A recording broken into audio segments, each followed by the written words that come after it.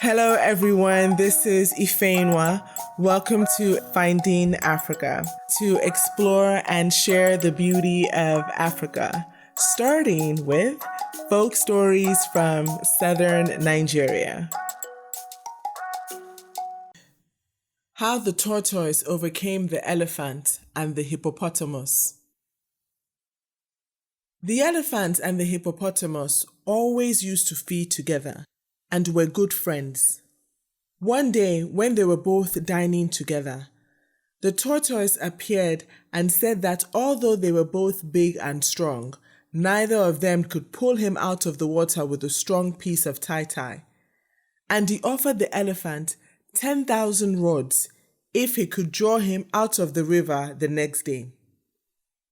The elephant, seeing that the tortoise was very small, said, "If I cannot draw you out of the water, I will give you 20,000 rods." So on the following morning, the tortoise got some very strong tie-tie and made it fast to his leg and went down to the river. When he got there, as he knew the place very well, he made the tie-tie fast round a big rock and left the other end on the shore for the elephant to pull by, then went down to the bottom of the river and hid himself. The elephant then came down and started pulling, and after a time, he smashed the rope.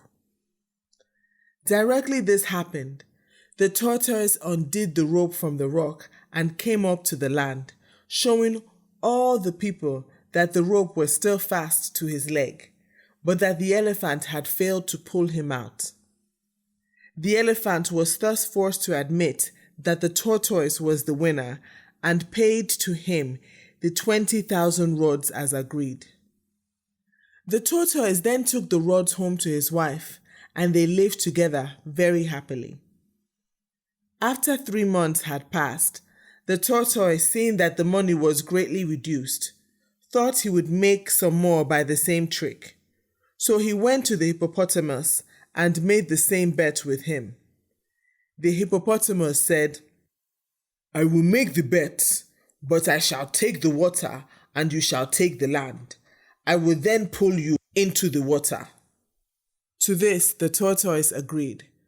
So they went down to the river as before, and having got some strong tie-tie, the tortoise made it fast to the hippopotamus' hind leg and told him to go into the water.